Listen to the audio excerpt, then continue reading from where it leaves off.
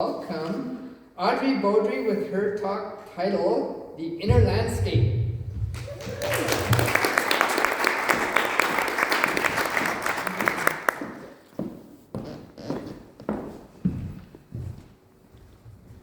Thank you, Wes. And Grand Rising. Doesn't that feel great to have like a special greeting for the year? For those of you that are new, how do you describe Grand Rising? It means good morning. Good day. And Glad you woke up. okay. So when I issued the challenge months ago, to say Grand Rising to somebody every morning, I got paired up with Barb. I may have mentioned her name in my talk. No pressure there. But I expected it to last a week. We're still doing it. And I would highly suggest it, especially if you live alone and don't spend like hours alone before you talk to anybody. It's nice to get a text message at 8 a.m. in the morning. Yeah. So, dear beloveds, so let us settle into the sacred space of this hall where divine surrounds us and guides us on our spiritual journey. As we gather here today, let us open our hearts and minds to profound wisdom that awaits us in the exploration of self-discovery and collective actualization. So this month of May, as we embark on our journey from good to great to grand, we are called to delve deep into the recesses of our souls, to uncover the divine essence that resides in each and every one of us. So Ernest Holmes in his wisdom reminds us that divine providence of good salvation is unnecessary, but self-discovery is essential. So I had to look up some words. Providence means spiritual guidance or care. The word providence does not come from the same word in Latin, but providence, divine guidance. Salvation, I think we know what salvation is, but we don't necessarily believe we are sinners in Science of Mind teaching. And then self-discovery is essential. Divine providence of good salvation is unnecessary, but self-discovery is essential. So let these words echo into your heart as we embark on this sacred journey of self-actualization. So, if you haven't guessed it, my friends, self-observation is a cornerstone in our spiritual practice. Through keen observation, curiosity, and discovery, we cultivate a sacred awareness of our inner landscape, peeling back the layers of illusion that reveal the truth that lies in our core being.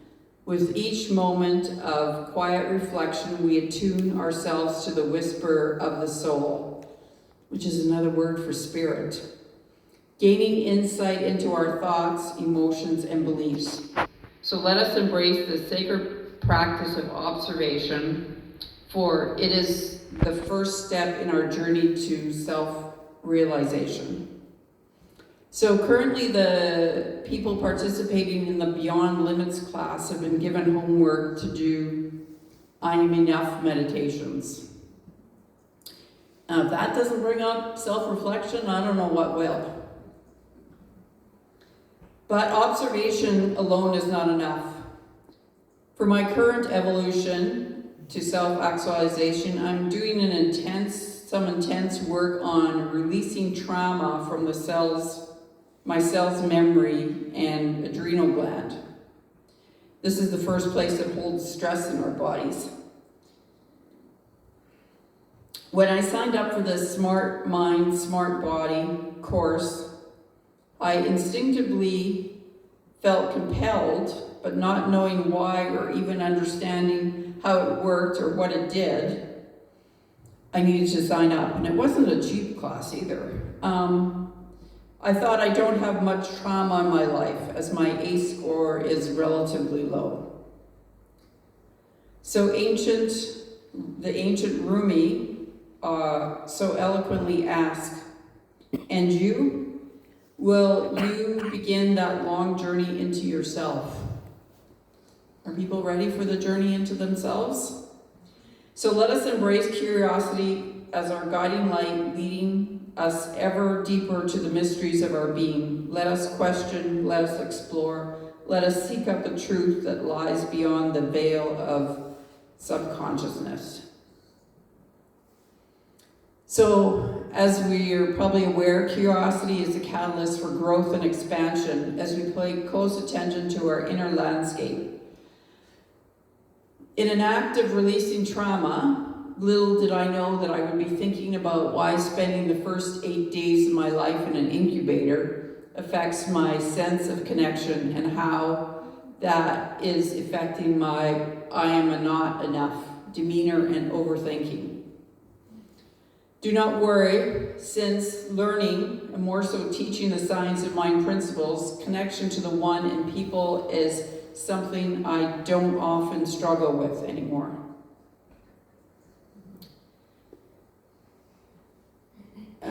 Being willing to be curious brought me to an even greater understanding of myself, doing the work that gently nudges and sometimes pushes me beyond the boundaries of my comfort zone. You know, outside of my comfort zone is waking up at 3 a.m. feeling physical fear that I sit through and don't understand how it's justified. I had a moment this morning in Wes's meditation, and for those of you who weren't here, he started with your big toe. And I thought, why is he picking the most gnarly spot on my body? Because my nails are always breaking, and then I'm visualizing my big toes. And before I went on the trip in December, I got my nails lacquered, which is pretty serious stuff. And they're still lacquered. I've never done it before. I don't know if I'll do it again. But so my nails haven't been breaking on my feet at all. But my nails on my hands have been like 2 of them a day. So it was like in the meditation, I was like, oh, I have to look up what Louise Hay says about nails. And then I was like, well, maybe I can look at myself and see what this nail breakage is about. So a little bit of discovery this morning in meditation for me.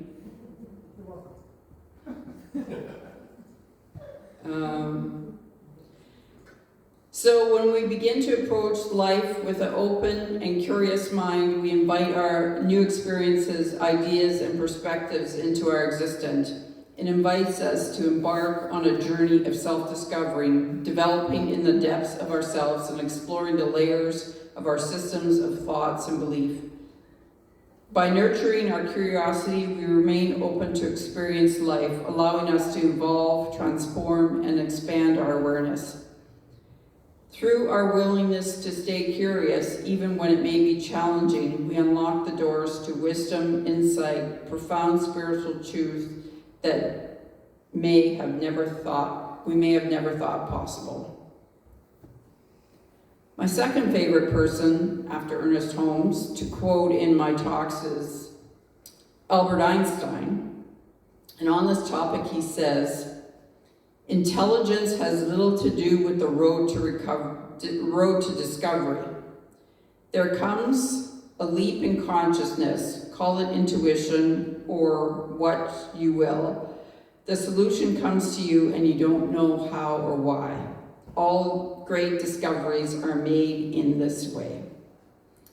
One thing I've learned in this course is that if you're releasing trauma and you can't think of what the cause is, and you're getting misty-eyed, it's usually something that happened in neuro.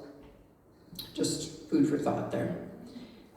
Through the process of self-discovery, we delve into the innermost parts of ourselves, revealing the underlying source of our identity, beliefs, and desires. It can serve as an exploration of our true nature, unveiling passions, strengths, and values. Isn't that great when you come out of meditation and have a new passion? Or renewed? As Mary O'Malley reminds us, true alchemy is about transforming unconscious into consciousness. Curiosity is where the magic happens. So let us embrace magic and step boldly into the light of self-discovery. So it's not surprising to me that in the Smart Mind, Smart Body course, the teacher told us that the healed energy we send out would affect others. We know this.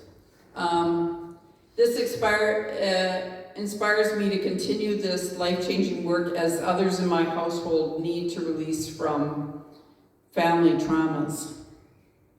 And as we all know, our journey does not end with ourselves. No, for we are part of a larger fabric, a spiritual community bound together by love, shared beliefs, and unity. Going forward, let us join together in a collective curiosity, discovery, and observations to uncover the truth that shapes our community and teachings, and how our mission and value statements can be practically lived. Knowing this work that will affect us, our families, Manitobans, and the world. So let us engage in dialogue, let us share our vision, let us support others, one another in a sacred journey of self-discovery and collective actualization. Are we up for that? Engaging in dialogue, that's pretty easy. Let us share our visions, let us support each other. Easy. So we're really good at supporting each other. And help each other in self-discovery and collective actualization. I mean, that just follows naturally. To quote Ernest Holmes again, the road to self-discovery often calls for the clearing away of underbrush of ignorance, fear, superstition, and a sense of isolation, which has made us feel that we are unworthy, unheld, and lost. In divine providence of good, salvation is unnecessary, but self-discovery is essential. Sounds familiar. We do not save which is lost. We merely discover which needs to be found. And it's from his book, Richer Living, which I don't recognize the title. Oh, it's great. It's page 5, so it's early on.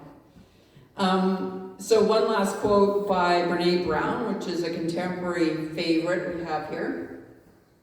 Only when we are brave enough to explore the darkness will we discover the infinite power of our light.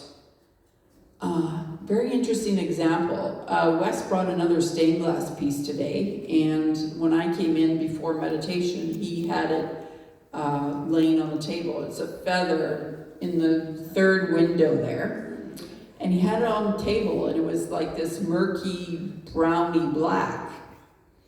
And now he hung it up just before service, and he was talking about it, and all these light has come through it, and all these brilliant colors are in it. And he says at night it's black again. So let us heed the call to action, friends. Let us commit to spending sacred moments in meditation, journaling, and contemplation, allowing space for the exploration of our inner landscape. Let us encourage our community to dialogue and do visioning as we collectively explore the sacred terrain that shapes our shared experiences. And as we embrace the transformative power of observation, curiosity, and discovery, let us stand together as a beacon of light, illuminating the path for all who seek the divine within us. May the blessings of self-discovery be upon us all. So as usual, I'm going to close with an affirmation. You are welcome to repeat after me if you want. If you don't, that's fine too. I am open and curious. I am open and curious. As I explore my inner landscape. As I explore my inner landscape. And so it is. So it is.